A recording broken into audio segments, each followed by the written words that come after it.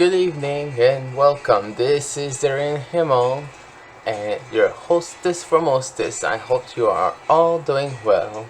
If you watch me at this hour of the night, well, I don't know what time of the day you'll watch me, so whatever. Well, it is 9:55 p.m. over here, or 22 o'clock almost. So yeah.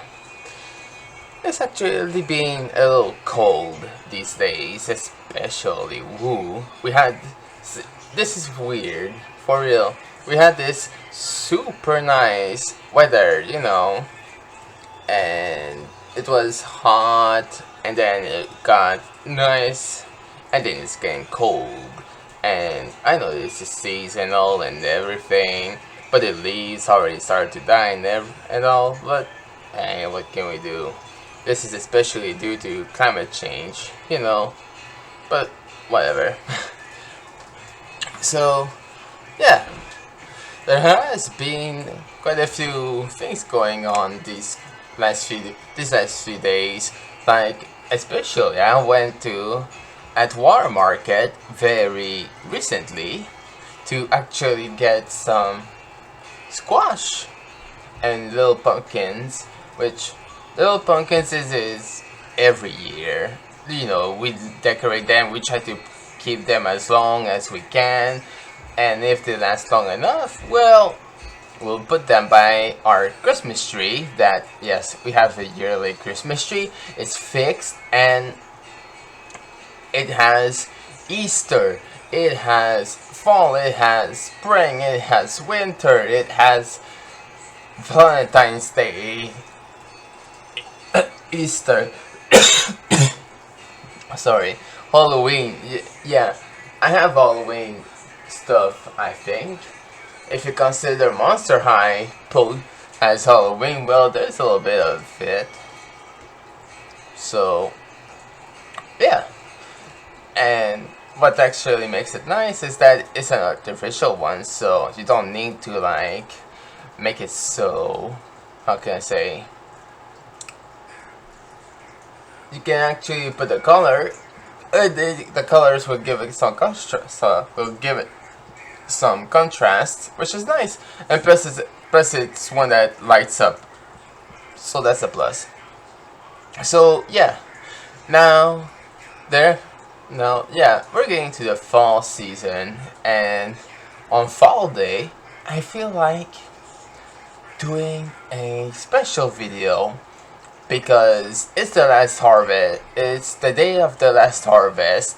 Usually it's around September 19th for this one, and it's going to be last harvest. So, yeah, maybe some Rice Krispies treats would actually be pretty nice. It is considered last harvest treats with perfect fall seeds. The perfect fall treat, especially when you enter the fall and you want to enjoy something with your hot cocoa. My Rice Krispies treats, they are tasty, and not to be a show off, but they are. And rarely did I ever, if ever, get something negative about them. Okay, when I was experimenting a few, because I tried very different flavors. I've tried dark chocolate, yes, melted dark chocolate. That was interesting. Some people liked it, some people didn't because of the bitter taste. Missed something a little sweet that I usually put, like the vanilla extract or beaver juice,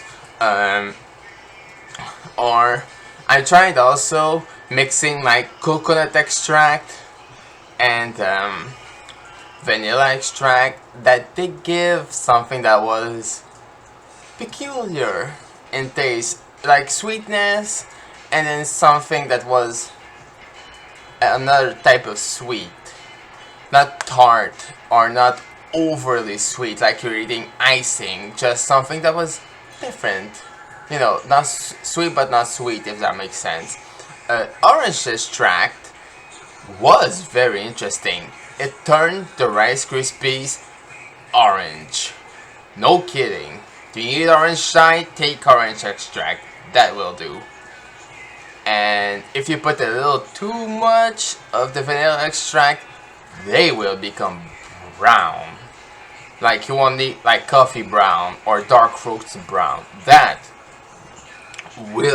is something that I think is interesting. You know, the way that you prepare your food. If I was to cut up strawberries in a mix, I can guarantee it will become pink, reddish pink, because of the strawberry. But it's something I wouldn't do ever, because why put fresh strawberries in Rice Krispies treats?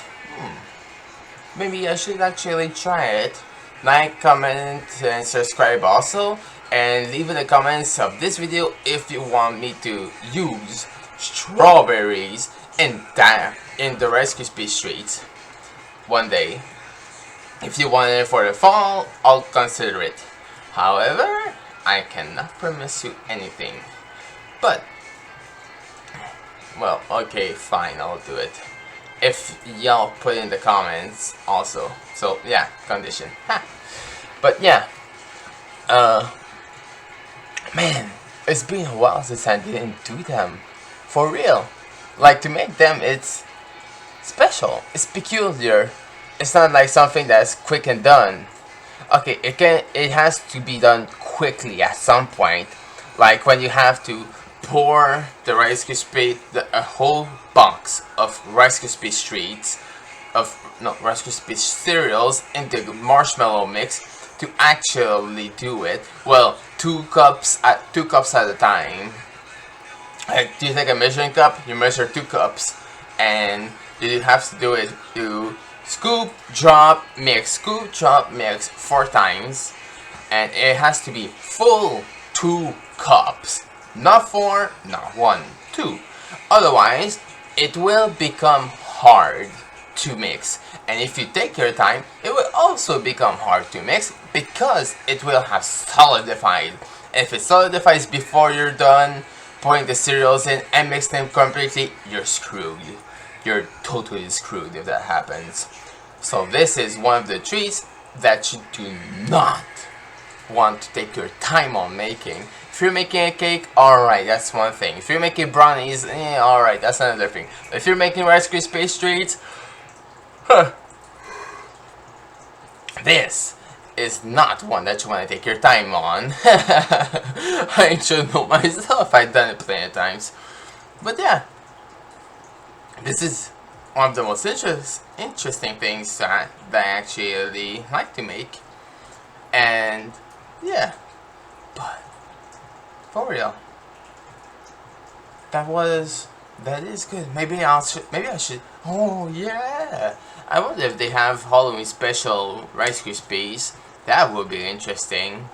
Like orange and black and purple Rice Krispies that can go boo ha ha ha or whatever, and actually just have some colors and everything, and just make it pop and make the color go crackle crackle and then pop with vibes. And then when you actually go and buy in it, it snaps it all. Oh wait, that's snap crackle pop, but whatever. At the same time, oh boy. Well, at the same time, it would be interesting if I can find them. It would be an idea to integrate them in the batch that I'll have to do. Well, not have. Well, yeah, maybe have. Yeah, that wouldn't be too bad to do, would it? Yeah, it would be actually pretty good. It's actually nice after all. Oh yeah.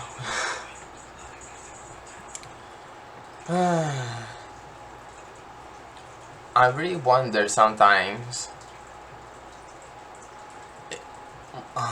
Never mind, I don't know what I wonder. Sometimes I wonder plenty of things. Like, to manage anxiety, mathematics. Like, if I was to plan a budget for someone, how would I do it? Or, okay, not that I don't know how to do it, because I know how to do it. But I mean, to actually plan things. Take more stuff around without being asked. This kind. Yeah. Oh man. This was something interesting though. I had one of the best food that I didn't think I would actually like, but it actually was really freaking delicious. And it was actually squash, but white shell squash. And yeah, it was actually pretty good. It was made with baked oven baked noodles with a cheese grated, or a tzatziki or a tzatziki or something like that, as it's supposed to be called. But yeah, and if y'all want the recipe, I'll manage to get it for you, because that was good. Slice up the white squash, cook it in the put it in the oven with some olive oil on top and some seasoning, some spices, some veggies all around. Or the veggies, if you want to put onions, peppers, whatever you want. That I do suggest it. That was delish. And then you make the noodles, and then you put it in the plates or in the pans, and you just grate the cheese on top, and then you put the things on still, and you put it in the oven for some more time. Honestly, that was actually pretty decent. Also, I do suggest it for everyone who wants to try that. And I will say, this was a vegetarian friendly dish, as it was meat free, and I mean meat free. There was no trace of meat in there, and the meat was actually compensated by the squash.